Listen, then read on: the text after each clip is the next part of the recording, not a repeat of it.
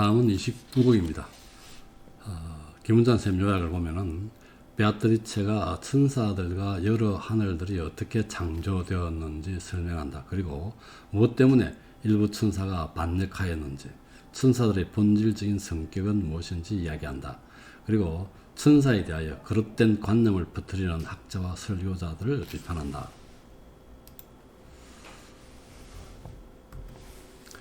라토나의 두 아이들이 양자리와 칭자리에 가려 둘이 다 지평선을 그들의 허리띠로 삼을 때 굉장히 균형이 맞을 때는 얘기인데요. 라토나는 레토입니다. 레토죠. 두 아이들은 아폴로와 디아나가 되겠습니다. 아폴로는 태양이고 디아나는 달이겠죠. 달이 양자리는 해는 여기에 있고 달은 반대편에 정신자리에 있겠죠. 이것이 둘이 다 지평선을 이게 방과 낮이 바뀌는 요 상태겠죠. 그들의 허리를 삼을 때 하늘의 천정이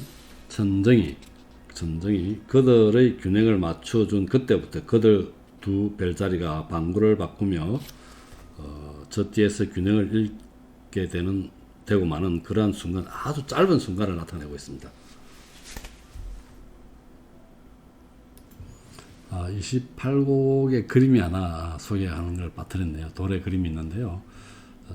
앞부분이죠. 28, 19행 90인데 끓어오르는 샘물이 불꽃을 튀기듯 그 원들도 눈부신 불꽃을 날렸다. 이 대한 그림입니다. 참조하시고요. 그 다음에 계속해서 6행에 저 뒤에서 균형을 잃고 되고 마는 그러한 순간 나를 압도시켰던 그 점은 하나님이겠죠. 앞에서 나왔었죠. 그 점 안에 눈을 고정시키고 있던 베아트리체가 웃음이 그려진 얼굴로 침묵을 지키고 있었다. 이렇게 말했다. 일체의 시간과 장소가 점으로 모이는 곳을 내 보았기에, 그게 주가 나와 있으니까 하나님인데 참조하시고, 그대가 말했으면 하는 것을 묻지 않고 말하고자 하오. 이 말은 뭐냐면 천사들에 대한 단체 염원입니다. 단체 염원인데 언제 어디서 어떻게 창조되었는지 알고 싶어 한다는 것이죠. 그대가 말했으면 하는 것을 묻지 않고 말하고자 하오. 있을 수도 없는 일로서 자신을 위해 어떤 선을 얻기 위함이 아니라 그 빛을 비추면서 나 여기 있다라고 말할 수 있도록 이렇게 되어 있죠. 하나님의 빛이 반사된 것이 바로 창조물이며 그 반사된 빛에 의해 창조물은 비로소 존재하게 된다. 이게 김은찬 선생님 각주에 나와 있습니다. 18행에 보면 저 자신을 새로운 사랑 속에 펼쳤다고, 새로운 창조물이죠. 창조물 속에 펼쳤다고, 창조물로 열렸다고 이렇게 얘기할 수 있겠죠. 그 다음에 각주 10절 물 얘기가 나옵니다. 여기 보면은 창세기 1장 2절의 말씀, 물이 하나님의 기운이 휘둘고 있었다는 구절에서 연유한 것이라고 되어 있습니다. 그 다음 여기 보면은 사실이 이전도 이유도 없었기 때문이요. 이렇게 됐습니다. 영혼 속에는 시간의 차이가 없다는 거죠. 시는 하나님에게는 시간의 개념이 없습니다. 행상과 22행에 물질이 결합되거나 순수한 그대로, 이게 보면 행상과 물질이 결합되거나 순수한 그대로입니다. 창조는 순수한 행상, 순수한 진료, 그 다음에 행상과 진료가 결합된 이 세 가지입니다. 그러니까 행상, 그 다음에 순수한 진료. 여기서 물질로 되어 있죠. 여기서는 물질로 되어 있고요. 사실은 김은찬 쌤 책에서는 행상을 행식으로 되어 있습니다만, 행상과 진료, 행상이거나 진료이거나 혹은 이 두 개가 결합된 거라 세 가지 형태라는 얘기입니다. 마치 시가 활이 화살을 셋을 쏘듯이 죄를 짓지 않는 존재에게 나왔던 것이요.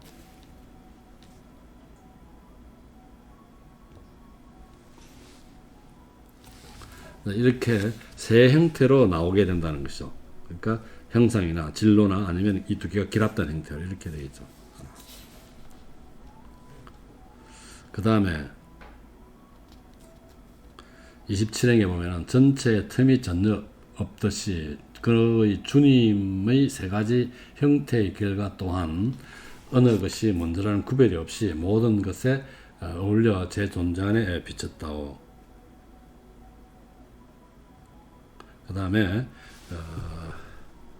31행에 실체들과 함께 질서가 창제되고 구성되었는데 또 그렇게 되어 있는 순수한 존재는 천사들입니다. 천사들인데요. 를 낳게 해주었던 세계의 꼭대기에 있었다오. 그리고 이게 여기서는 우리가 세계의 꼭대기 18행에 보면은 18 원동천이라고 되어 있는데 김은찬 선생님은 이 세계의 꼭대기를 정하천이라고 되어 있죠. 정하천으로 되어 있습니다.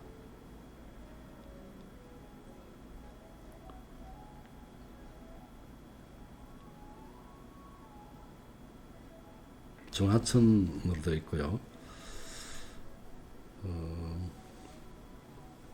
그 다음에 순수한 힘은 34행이죠. 낮은 부분을 차지했고, 순수한 힘은 낮은 부분을 차지했고, 여기에 보면은 수동적인 순수 물질 이렇게 되어 있고요. 자, 이게 저렇게 되어 있는데 주를 한번 참조해 보시고, 그 다음 한가운데에는 힘과 존재를 붙들어맨 매듭이 도무지 갈라지지 않는 듯 있었다고 이렇게 됐습니다. 자, 낮은 부분은 여기서 낮은 부분이라고 하는 지상이 되겠죠. 순수한 힘은 낮은 부분을 차지했고 그 다음에 한가운데는 지상세계와 엠피리오 사이의 여러 하늘이죠. 한가운데는 힘과 존재를 붙들어맨 매듭이 행상과 진로를 결합하는 매듭이겠죠. 도무지 갈라지지 않는 듯 있었다고 이렇게 되어 있습니다. 요 세 줄을 김은찬 쌤 번역을 살펴보면 좀 간단합니다. 순수한 가능성은 낮은 곳에 있었고 순수한 가능성이라는 것은 진료를 나타냅니다. 진료죠.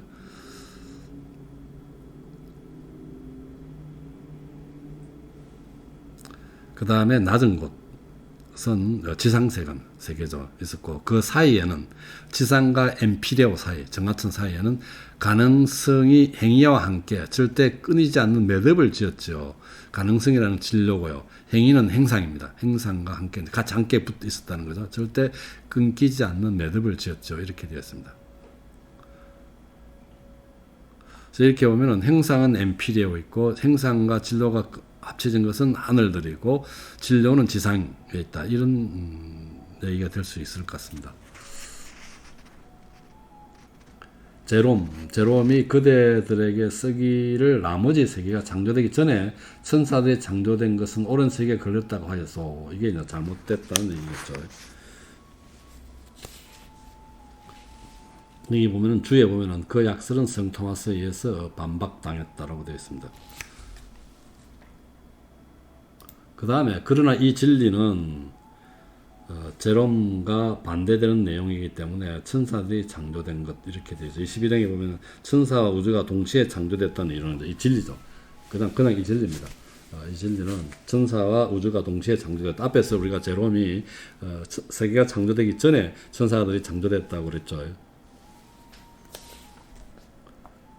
여러 사람들이 여러 곳에서 적었던 바이니 여러 곳에서 적었다. 이 진리를 이는 성령에 대해 기술하는 사람들이 여러 곳에 적었던 바이니 여기 보면 주에 나와 있습니다. 창세기 1장 1절에 처음에 하나님이 하늘과 땅을 지어내셨다. 영원히 살아계신 분이 온 우주 만물을 창조하셨다고 적혀있다. 이를 근거로 성 토마스가 제롬의 이론을 반박했다. 어쨌든 이렇게 여러 이론들이 적혀있다는 얘기죠. 이 진리가 적혀있다는 얘기고 그리고 이성 또한 이성이라 하면 우리가 자연 논리죠. 우리가 자연 논리 또한 이 원동력들이 그토록 오랫동안 저마다의 완전성을 갖지 못했다는 것을 인정하지 못할 만큼 그것은 조금은 안다고 이성은 조금 안다는 것은 뭐냐면 24를 보면 모든 하늘을 움직이기 위해서 천사를 창조했다면 모든 하늘보다 먼저 어떻게 천사가 창조될 수 있겠느냐 얘기죠. 그래서 그런 거로 완전성을 갖지 못했다는 거죠. 그래서 이성 또한 이 원동력들이 그토록 오랫동안 저마다의 완전성을 갖지 못했다는 것을 인정하지 못할 만큼 그것은 조금 안다고. 그대 이제 이러한 사람들이 천사들이죠. 천사들 어디서 언제 그리고 어떻게 창조되었는지 알고 있으니 그대의 소망 속에 새 불꽃이 이미 꺼진 셈이요. 새 불꽃은 천사들이 어디서 언제 어떻게 창조되었는지에 대한 얘기가 되죠. 이게 아마 뭐 함께 창조됐고 뭐 엠피리오에서 창조됐고 그 다음에 뭐 어떻게 행상에 의해서 창조됐다는 것인가? 행위에 의해서 뭐 그런 얘기 같은데. 숫자를 헤아릴 때 20을 세기 전에 그토록 빨리 천사들의 일부가 떨어져 그대들의 원소를 들의 주체를 뒤흔들었던 것이요. 이렇게 51행이 되어 있죠. 이건 뭐냐면 천사들이 창조된 순간부터 그들 일부가 반역할 때까지는 아주 짧은 시간이 지났죠. 아까 20을 셀 때까지라고 그랬죠. 또한 지상의 4대 원소인 흙, 물, 불, 바람 중에서 흙이 가장 중요한 역할을 하는데 반역한 천사들은 바로 땅으로 떨어졌다는 얘기입니다. 이게 김은찬 선생님 주에 나와 있고요. 그래서 다른 무리는 남았고 그 다음에 지금 가늠하는 제주는 너무나 큰 한의를 갖고 시작했으니 이렇게 나와 있습니다. 그 다음에 57행에 보면은 그 작자의 일찍이 보았다는 지옥에서 봤죠. 루시페를. 그 다음 57행에 그 작자의 저주받은 오만이었다고. 오만이 가장 큰 죄입니다. 그래서 루시페르는 오만을 들었다는 거죠. 우리가 이게 휴브리스라고 그랬습니까? 휴브리스.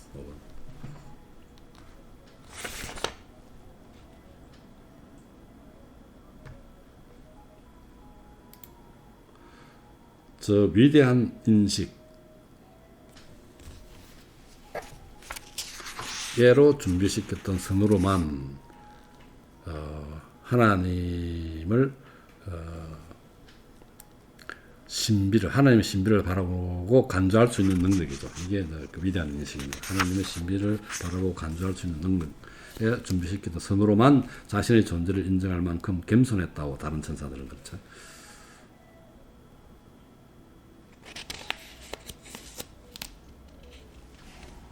그 다음에 64행에 그대들의 바라오니 의심하지 마시고 차라리 애정을 활짝 열어서 그에 따라 승총을 받아들이는 것도 공덕임을 믿으시오. 김은찬 선생님은 심플하게 분석했습니다. 은총을 받는다는 것은 애정이 자신에게 열리는 데 따른 공덕임을 그대는 의심하지 말고 확신하기 바라오. 76행에 하나님의 얼굴을 보고 간주하고 간주는 뜻이죠. 행복해진 다음에 하나님의 얼굴을 보아야 간주해야만 행복할 수 있다는 얘기고.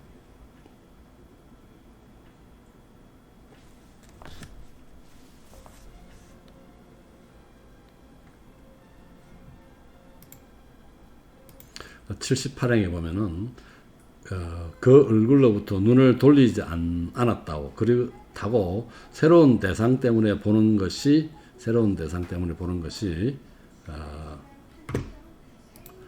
막힌 것은 아니었고 나누어진 개념 때문에 회상하는 게 필요한 것도 아니었다고 이렇게 되어 있습니다. 하나님 안에서 모든 것을 보는데 그 안에 과거나 미래도 있기 때문에 기억할 필요도 없고 인간의 지성처럼 추론하기 위해 개념을 구분할 필요도 없다는 뜻입니다.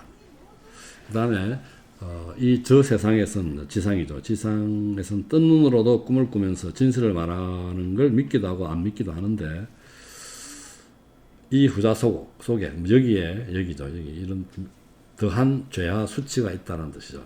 저 아래 그대들은 한 가지 오솔길만 따라 하나의 길이죠. 하나의 길만 따라 철학하는 것이 아니죠. 진리의 길이겠죠. 이 따라 철학하는 게 아니고 애관에 대한 애착과 생각이 거의 생각보다 생각이죠. 생각이 걱정스러운 생각이 애관에 대한 애착과 생각이 그토록 그대들을 방황하게 한다고. 그러나 성스러운 기록, 성서죠. 이 버림받을 때이거나 그것이 왜곡될 때보다는 그런 잘못에 이곳 천상은 더 분노를 더 작게 머금어낸다고. 그런 잘못에 이곳 천상은 분노를 더 작게 머금고 지낸다오. 즉 성서의 기록이 버림받을 때거나 왜곡될 때 더 분노가 크다는 얘기겠죠.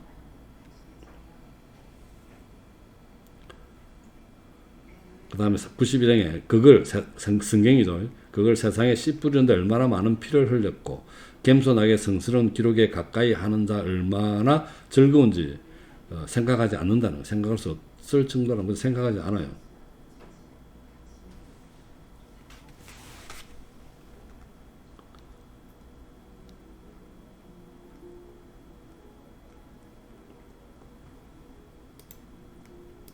여기 김은찬 쌤은 여기서 93행에 즐거운지 생각할 수 없을 정도라고 하지만 한은권 쌤은 김은찬 쌤은 그냥 생각하지 않아. 즐거운지를 생각하지 않는다고 얘기합니다. 그 다음에 보면은요, 이해가 좀 되는데요. 나타내고 잘난 체하거나 아는 체하고자 누구든지 재주를 부려 환상적인 이야기를 꾸며내고 설교자들은 이것을 자세히 다루는 대신 복음서는 침묵 속에 버린다고. 이게 더 중요하게 생각하는 문제겠죠. 누군가는 말하기를 달이 그리스도의 수단 때 뒤로 물러서서 사이에 끼어들었기 때문에, 혹은 태양의 빗살이 아래로 뻗치지 못했다 하고, 다른 사람은 빛이 저절로 숨었기에 유대인들에게서는 에스페나 사람이나 인도인들에게도 그와 같은 일식이 일어났던 것이라고 말한다오.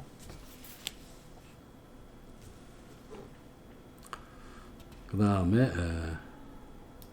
여기서 얘기하고자 하는 것은 복음서가 버림받고 성서가 버림받고 왜곡될 때가 굉장히 큰 문제라는 큰 문제라고 얘기하는 것 같아요. 피렌체 라포와 빈도가 아무리 많다 해도 사람 이름이죠. 굉장히 많다 하더라도 매년마다 여기저기서 강단에서 높이 이야기는 이하보다 많지는 않을 것이요. 그 다음에 107행에 바람으로 배를 채우고 순진한 신자들은 목자들의 알맹이 없는 소리만 듣고 목장에서 설교하는 곳에 돌아온다는 얘기인데, 폐악을 안 봤다는 말이 그들에겐 핑계가 되지 못하고, 폐를 몰랐다고 그들에겐 핑계가 되지 못하고, 즉 무지가 죄에 대한 변명이 될 수 없다는 뜻입니다. 우리가 생각나는 게 아리스토텔레스가 어떤 행위에 대한 책임에 면책이 되는 이유를 설명할 때, 이게 그 행위가 강제되었든지 자기 의지와 관계없이 혹은 무지했든지 이렇게 되면 면책이 된다고 하지만, 여기서 무지가 죄에 대한 변명이 될 수 없다는 얘기입니다. 그리스도는 당신의 첫 수도원에 12제자 혹은 사도의 집단이죠. 이게 너희는 가서 세상에 바보 같은 이야기를 전하라고 하지 않고 오히려 참된 바탕을 주셨다고 복음을 선포하라고 했죠. 그래서 그것만이 그들의 보울에 입에 올렸기에 믿음을 불태우기 위한 싸움에 있어 그들은 복음으로 방패와 창을 삼았다고.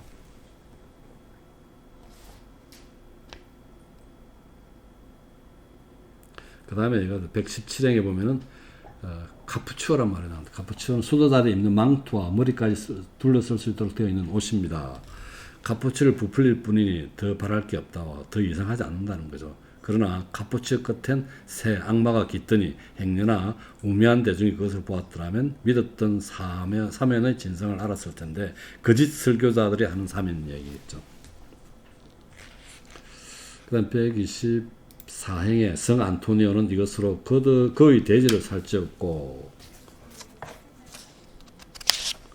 성 안토니우스는 251년 혹은 356년까지 살았다고 되어 있는데 251년은 좀 아닌 것 같고, 어쨌든 356년에 사망한 걸로 되어 있습니다. 이집트의 은둔 수도자로 수도 생활의 장시자이다. 하지만 후대에 그의 이름을 팔아 타락한 수도자들로 하여금 돼지와 관련된 여러 전설이 생겼고, 그가 세운 수도원들의 수도자들은 중세 개걸스러운 수도자들로 알려져 있다. 이렇게 되어 있습니다. 그 다음 그보다 훨씬 더 돼지 같은 놈들이죠. 놈들이 대중을 착취한 수도자입니다. 인각 없는 동전으로 지불하며 살쪘다고 이조합해죠. 인각 없는 동전. 자, 그 다음에 127행에 우리가 본론에서 아주 벗어났으니 그대 이제 바른 길로 향해 눈을 돌려 갈 길을 시간에 맞춰 단축하시오 되어 있습니다. 본 주제에 돌아갔다는 얘기죠. 그 다음에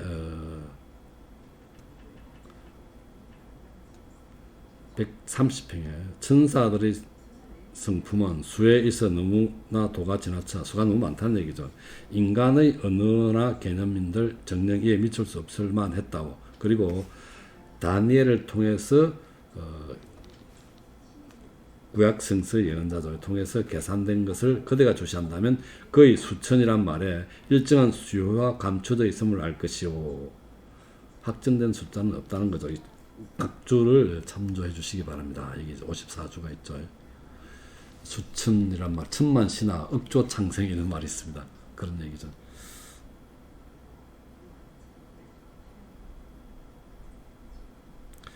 그 다음에 136행에 보면 그들 모두에게 빛을 발하시는 첫째 빛 하나님이죠. 그와 합쳐지는 빛살들 천사들이죠.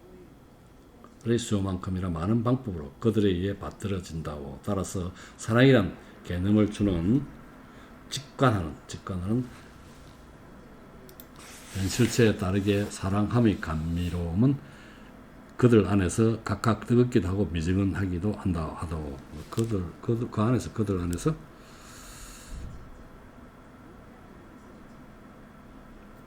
마지막에 그 안에 부서져 그토록 수많은 거울들을 만드신 후에도 전과 다름없이 스스로 하나로 남으셨다고 이렇게 되어 있습니다.